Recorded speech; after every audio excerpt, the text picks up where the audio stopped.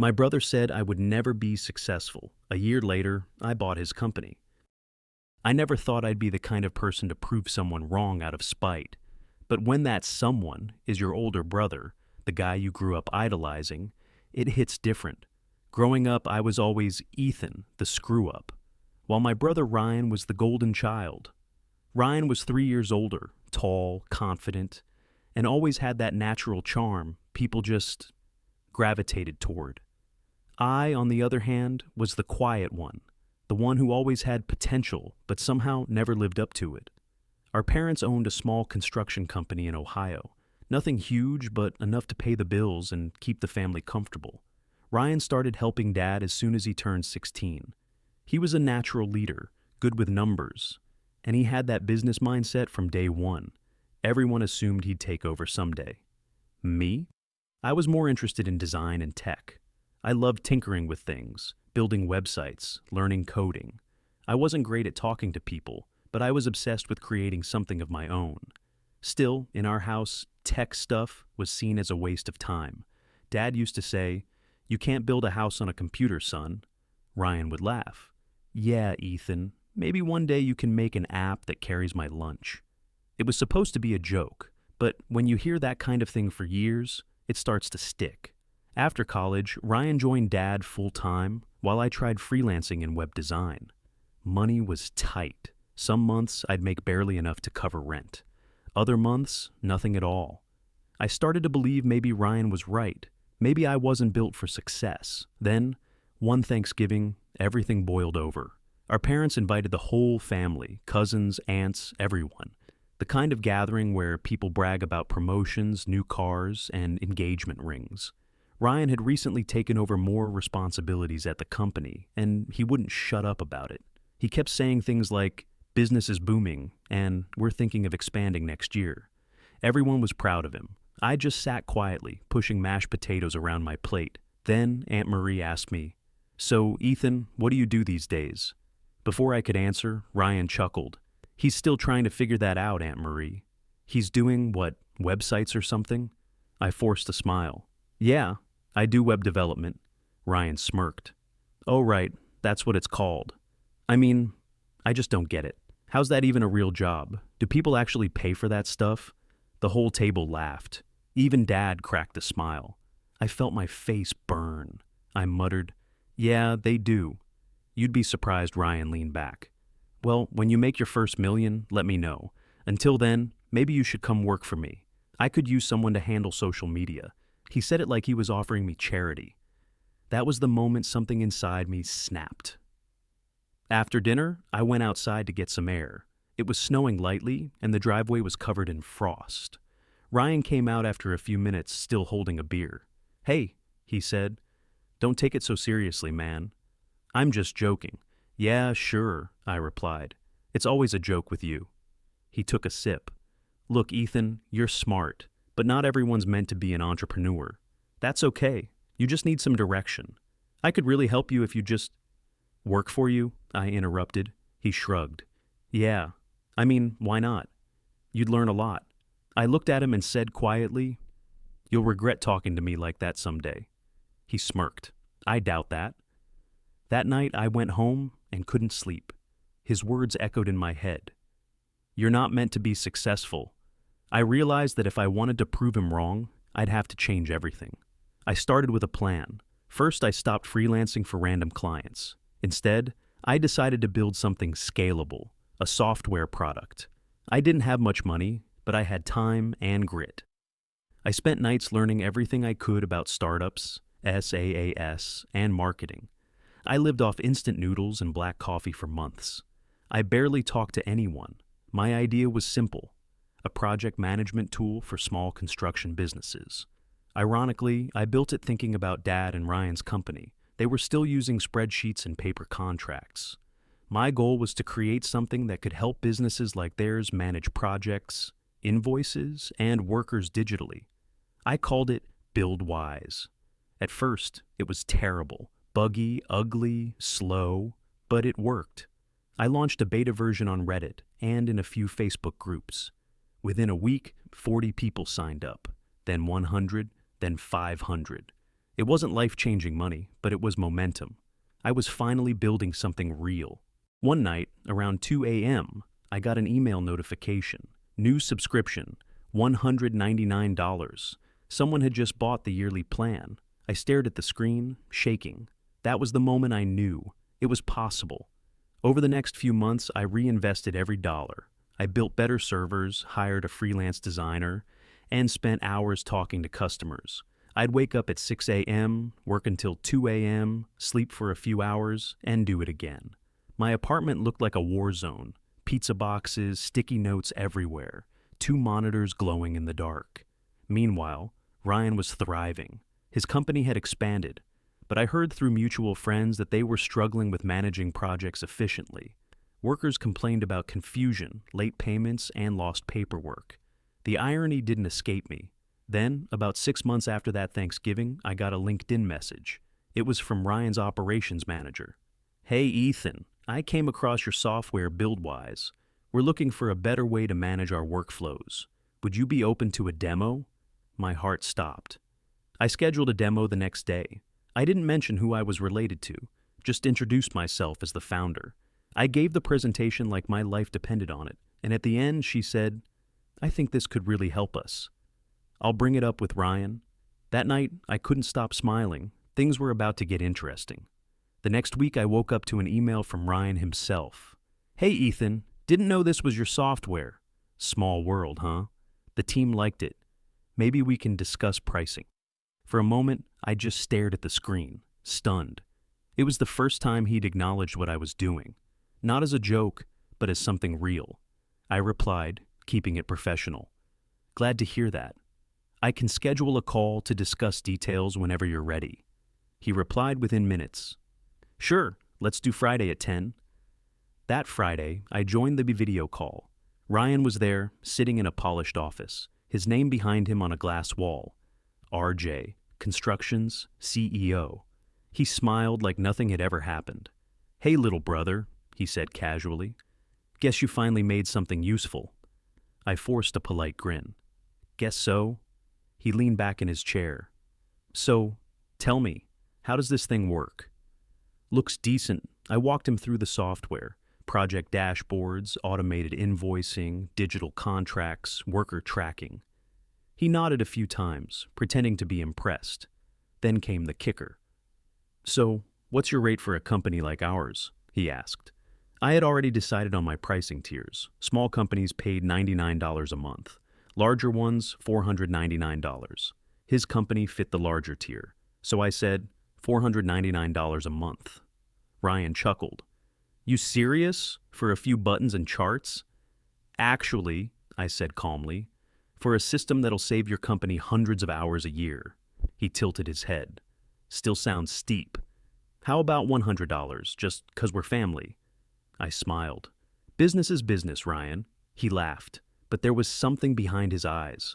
Annoyance, maybe. "All right, big shot. Let me think about it." The call ended, and I didn't hear from him for weeks. I figured that was it. But then, something unexpected happened. A month later, I started getting sign-ups from local construction companies. 3 of them located in the same area as Ryan's. One of them even emailed me, saying, "We heard about your app through RJ Constructions. They said it's solid." I blinked. Ryan did recommend me. Maybe he'd changed. Maybe he actually respected me now. But before I could overthink it, BuildWise took off like a rocket. Word spread fast through the construction world. Small companies were desperate for something modern and simple. Within 6 months, I went from 500 users to over 8,000. Revenue jumped from a few $100s a month to over $60,000. I hired a small team, a developer in Texas, a marketing girl from Chicago, and a customer support guy from the Philippines. We worked remotely, barely sleeping, chasing the momentum. By the end of that year, BuildWise had become one of the top-rated apps for small contractors on several industry forums. Tech blogs started writing about us. Even LinkedIn featured one of my posts about digitizing the construction field. It was surreal. Meanwhile, I hadn't talked to Ryan in months, until one day I got a call from my mom. "Ethan, honey, your brother's company is having some trouble," she said. My heart skipped. What kind of trouble? Well, they lost a few big clients. Some delays, lawsuits, I don't really know. You boys should talk. Maybe you could help. The same brother who laughed at me at Thanksgiving? Still, I felt a strange mix of guilt and curiosity. So, I called him. He picked up on the third ring. Ethan? Yeah, hey, Mom said you've been having a rough patch. He sighed. Yeah, it's been brutal. 2 clients pulled out, materials cost went up, and my project manager quit. I can't keep up. I'm sorry, man. That sucks. There was a pause. Then he said, almost hesitantly, You know, your software's been the only thing keeping us organized. I should have taken you more seriously. I didn't know what to say. That was the first time Ryan had ever admitted being wrong, even slightly. Over the next few weeks, I helped him out. Not as his employee, but as a consultant. We had long calls about automating tasks, handling clients better, using digital tools to streamline operations. I could tell he respected me more now, but there was still that old arrogance lingering beneath the surface. At one point he joked, Man, maybe I should have hired you after all. I laughed. Too late for that. He grinned. Guess so. For a brief moment, it felt like we were brothers again, not rivals.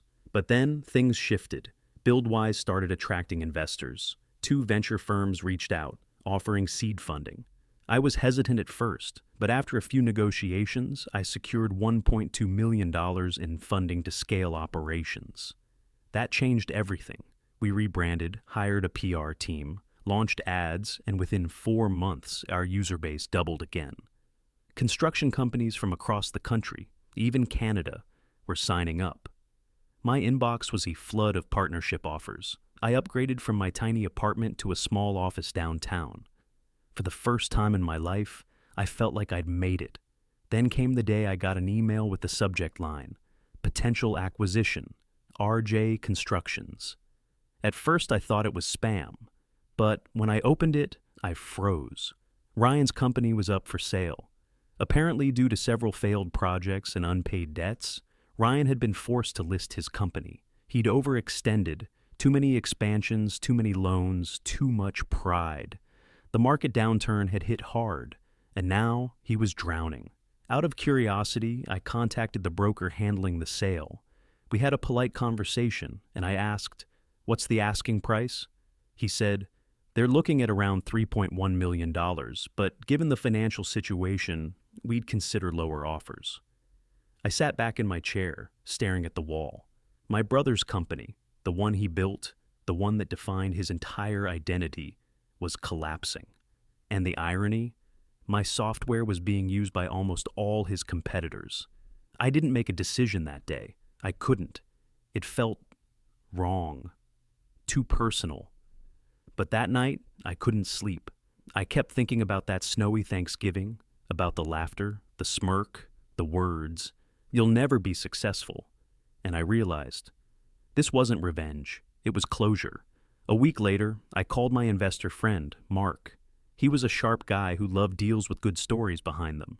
Mark, I said, how would you feel about acquiring a mid-sized construction company? He chuckled. That's random. Why? I explained the situation, my brother, the company, the irony. By the end, Mark was silent for a few seconds, then said, That's poetic. I'm in. Within 2 months, we negotiated quietly with the broker. I made a formal offer. $1.9 million, cash. It was accepted. On a rainy Tuesday morning, the deal went through. I officially became the owner of RJ Constructions. The next day, I drove to their office. The place looked worn out. Faded logo, cracked parking lot, half empty. Most of the employees didn't even know the company had been sold yet. Ryan was there, in his office, surrounded by boxes. He looked up as I walked in. Ethan? His voice cracked. Hey, I said softly. What are you doing here? I hesitated, then said, I think you already know. He blinked, processing it. Then his eyes widened. No way, you didn't. I nodded. Yeah, I bought it. For a moment, he just stared at me, speechless. Then he let out a bitter laugh. Of course you did, he said quietly. Of course. He sat down, rubbing his face. So what now? You gonna fire me? I shook my head. No, Ryan. I'm not here to humiliate you. I'm here to fix what's broken. It's been a year since that day in Ryan's office, the day everything came full circle. Owning his company wasn't the victory I expected. There was no parade, no cinematic revenge moment, just paperwork, stress, and a lot of broken pieces to pick up. But for the first time, Ryan and I were working together, not against each other. When I took over RJ Constructions, the company was bleeding money. Projects were half finished, employees were frustrated, and morale was at rock bottom. I could have easily fired everyone and replaced the whole team, but I didn't. These people had built something once. They just needed direction. Ryan, surprisingly, stayed on. I made him director of operations. He looked shocked when I offered, saying, "You really want me here?" I nodded. "No one knows this business better than you. You just need to let me handle the systems and trust the process." He hesitated, then agreed. And for the first time, he listened. The first few months were chaos. We integrated BuildWise across all departments. The old school guys hated it. "Why do we need this fancy computer crap?" they'd say. But soon, they realized it worked. Fewer mistakes, faster scheduling, better client communication. Within 3 months, productivity jumped 40%. Ryan started showing up early again, sleeves rolled up, out on job sites. He wasn't barking orders anymore. He was humble, focused. It was strange, but good. I remember one morning, I came into the office and saw him helping one of the younger guys fix a broken printer. He looked up and grinned. "Guess I'm not the big boss anymore, huh?" I laughed. "No, now you're part of something bigger." Slowly things turned around. We landed new contracts, improved reputation, and started making profit again. Clients began noticing how efficient and transparent we'd become. About 6 months later, a journalist from a business magazine reached out to do a story titled, "Brothers Turn Rivalry into a Multi-Million-Dollar Partnership." The article blew up online. People loved the redemption arc, the idea that two brothers who once couldn't stand each other had built something great together. We got thousands of emails after that, from entrepreneurs, small business owners, even families saying the story inspired them. It felt surreal. But the moment that really got me happened one quiet evening in the office. Ryan walked in after everyone had gone home. He had 2 beers in hand. "Thought you could use one," he said. We sat in silence for a while, watching the sunset through the dusty blinds. "You know," he said, "I used to think success was about being the one on top, the boss, the guy everyone listened to." He paused, staring at the floor. "But after losing everything and working with you again, I realized it's not about being the one in charge. It's about being the one who builds." I smiled. "That's what I've been trying to tell you since we were kids." He chuckled. Yeah, guess I needed to learn the hard way." After that night, our relationship changed completely. We started having dinner every Sunday with our parents again. Dad would always say, "You two finally stopped trying to kill each other," and Mom would tear up. Ryan apologized to me one evening after dinner, not with words, but with something better. He handed me an old photo. It was from when we were kids, both of us building a treehouse in the backyard. On the back, he'd written, "We've always been building something. I just forgot that for a while." I kept that photo on my desk ever since.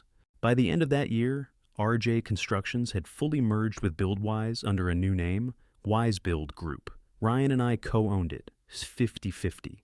We had over 60 employees, clients in 12 states, and we're on track to make $12 million in annual revenue. But numbers didn't matter as much anymore. What mattered was what we'd built: trust, respect, and a story we'd never forget. The last conversation that really stuck with me happened just before Christmas.